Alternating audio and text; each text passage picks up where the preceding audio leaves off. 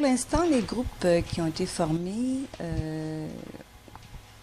avaient différentes clientèles. Une clientèle faiblement scolarisée qui avait non seulement des difficultés en écriture et en lecture, mais également n'avait jamais touché à l'ordinateur. On avait aussi une clientèle un peu plus alphabétisée qui touchait déjà à l'ordinateur, mais qui avait des difficultés en organisation de l'information, en recherche d'Internet, en structure de l'information.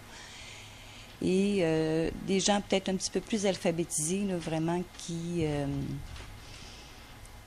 pour eux, n'avaient jamais touché à l'ordinateur. Ça fait que ça fait 3 catégories, finalement, qui ont fréquenté les groupes qu'on a fait au cours des derniers mois. Pour deux catégories de clientèle qu'on a, oui, l'ordinateur représente un objet de crainte. Les gens ont peur de toucher à l'ordinateur parce qu'ils croient que s'ils font un mauvais mouvement, là, tout va être détruit dans la machine. Mais ça, c'est la première difficulté qu'on rencontre là, chez nos clientèles, c'est ça. Puis ils demeurent craintifs. La deuxième difficulté, c'est la réaction, l'interaction avec l'ordinateur. C'est-à-dire que souvent, les participants restent passifs, ils attendent une réaction de l'ordinateur. Mais ensuite, les gens demeurent quand même avec une certaine crainte pendant un bout de temps, mais tranquillement, là, ça s'estompe. Il suffit de les sécuriser, de répondre quand même assez rapidement à leurs questions, puis après ça, bon, ça s'en va.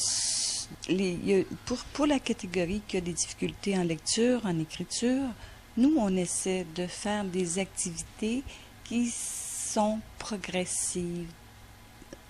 Par exemple, on peut commencer une activité, un module, par une définition, comme on fait là, par exemple, de la cyberdépendance. Alors là, on aide les gens tranquillement à lire la définition de la cyberdépendance, à demander s'ils comprennent bien tous les mots, et eux-mêmes à créer des contenus à partir des mots qu'ils peuvent trouver difficiles. Donc, ils essaient d'avoir un orthographe correct. Et pour la compréhension, on peut leur demander de créer une phrase, par exemple. Donc, ici, on a fait un exercice de lecture, qui était la définition de la cyberdépendance, par exemple, et on a fait un exercice d'écriture qui j'écris les mots difficiles et je réussis à faire une phrase avec ces mots difficiles-là, donc je peux réussir à comprendre le mot en question, et du fait que l'application garde en mémoire les informations que je vais chercher, si je l'oublie, je sais que je peux aller la rechercher et la compléter. Cette partie d'écriture, lecture-là est faite par le participant, mais le participant peut partager son information avec les autres participants. Par conséquent, si un participant a trouvé un mot difficile, l'autre peut aller voir la définition que l'autre a donnée, l'autre apprenant a donné du mot difficile.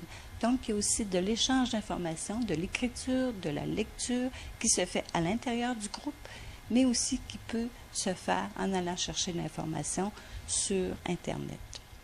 Certaines études ont démontré que l'ordinateur, pour les gens qui étaient moins alphabétisés, facilitait en quelque sorte les apprentissages. Donc, le clavier, peut-être au début, c'est quelque chose, un outil qu'on ne connaît pas, mais les gens sont motivés à le connaître. Donc, oui, pour la plupart des personnes qui ont participé à nos formations, effectivement, le clavier, au début, oui, c'est difficile parce que, bon, il faut repérer les différents caractères, mais une fois que cette familiarisation-là est faite, ça va bien, là, je veux dire. En même temps, le clavier, c'est non seulement, c'est un objet d'apprentissage aussi parce que il y a certains caractères qu'on n'utilise pas dans la vie courante quand on parle, là, tu sais. Je ne dis pas bonjour, Jacinthe, slash. D'autant plus que le slash, c'est la oblique.